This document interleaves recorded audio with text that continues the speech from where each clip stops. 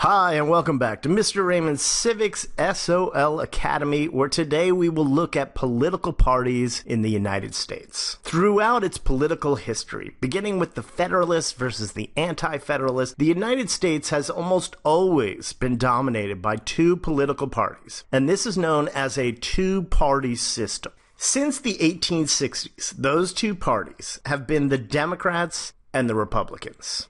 So you are going to be tested on the function of political parties. In other words, what is the main job of these parties? And what your test wants you to know is that these parties have four main jobs. First, to recruit and nominate candidates. Second, to educate the electorate about campaign issues. Third, to help candidates win elections.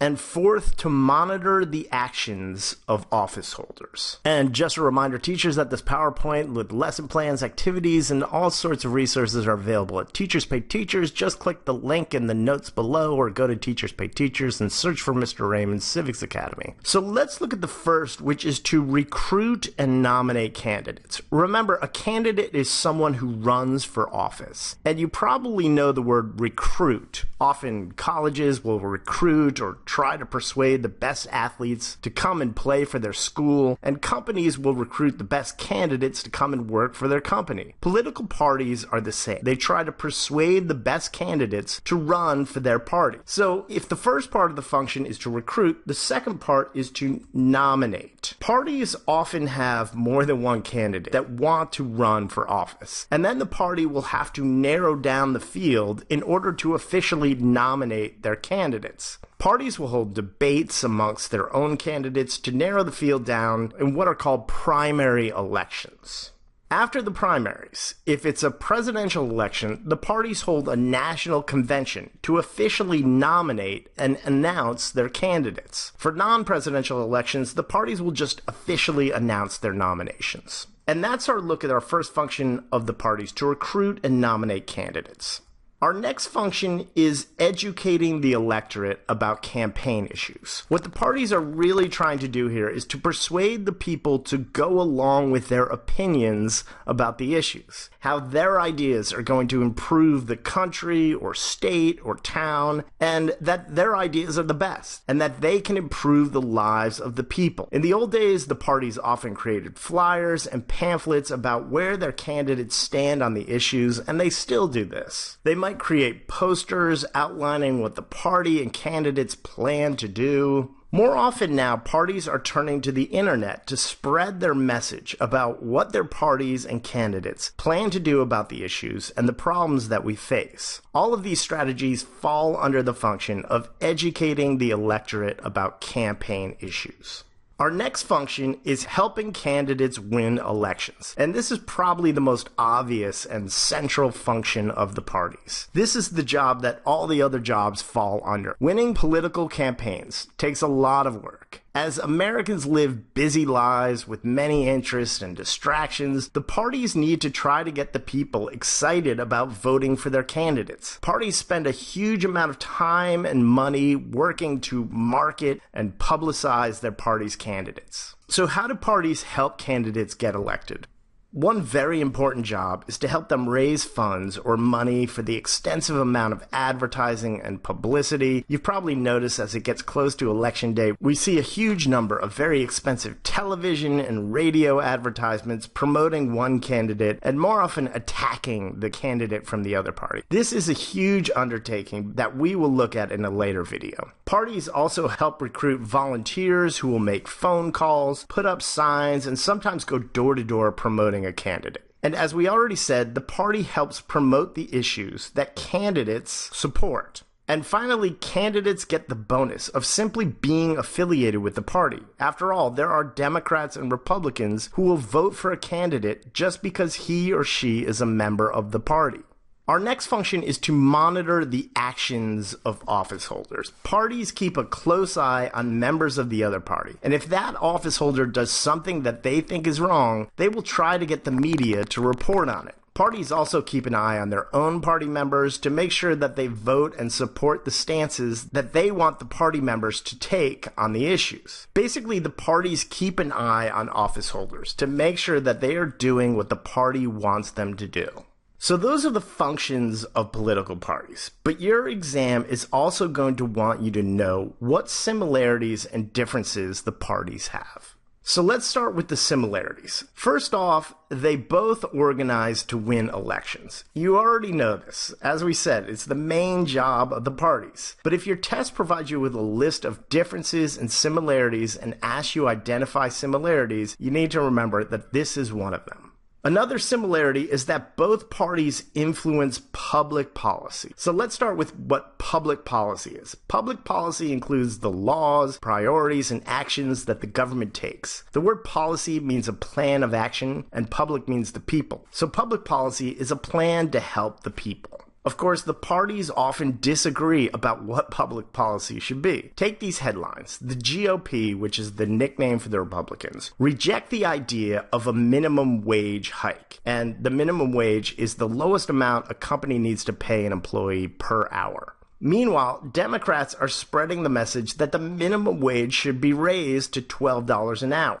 As we can see by these headlines, the Republicans think that raising the minimum wage would hurt businesses who might then lay off employees, while Democrats think that people can't live on the current minimum wage and therefore companies need to pay them more. Both parties are trying to influence a plan that they think will benefit the people. Even though they have different opinions, what both of them have in common is that they are trying to influence public policy, and that's what you have to remember for your test. Another similarity the parties have is that they both reflect liberal and conservative views. So you need to know what liberal and conservative views are.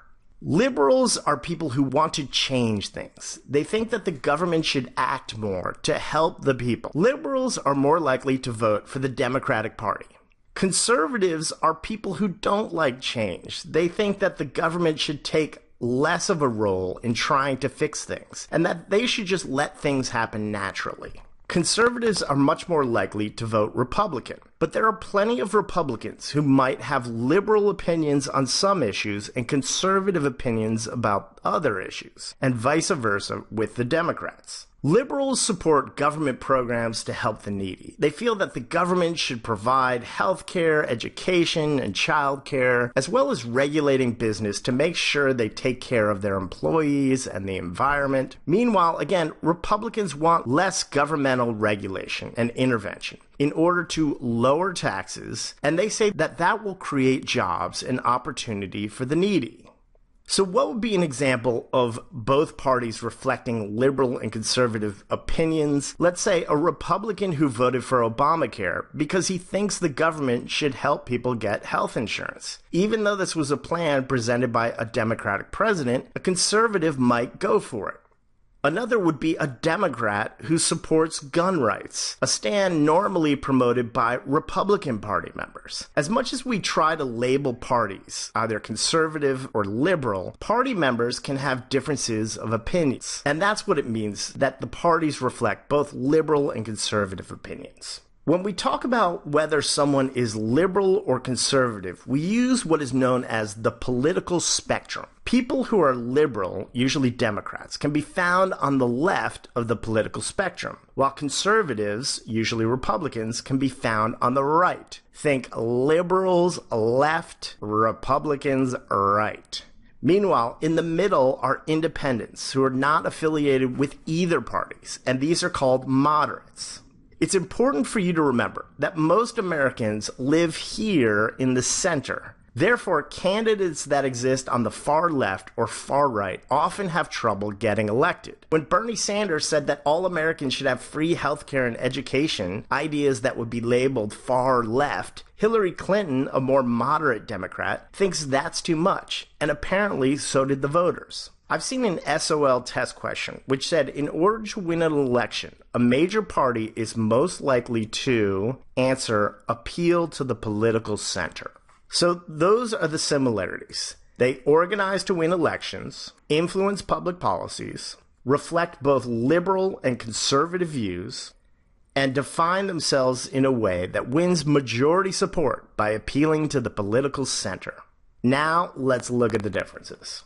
As we've already discussed, the parties often have different opinions about what to do about the issues. The first difference you need to remember is that these differences are stated in what are known as party platforms and reflected in campaigning. To let the people know where the parties stand on these issues, they release what is known as a party platform. The platform announces the party's main ideas, their beliefs, their plans for the government. Think of a platform as something you stand on, so the party platform is where the party stands on the issues. The Republicans have released their platform for the upcoming 2016 election with things like, quote, a restoration of constitutional government, which is another way of saying the current government is taking on too much power and should be doing less. While the Democrats, who just released their platform, talk about raising the minimum wage that we discuss and fixing our financial system. So there we see differences reflected in the party platforms. But differences are also reflected in campaigning.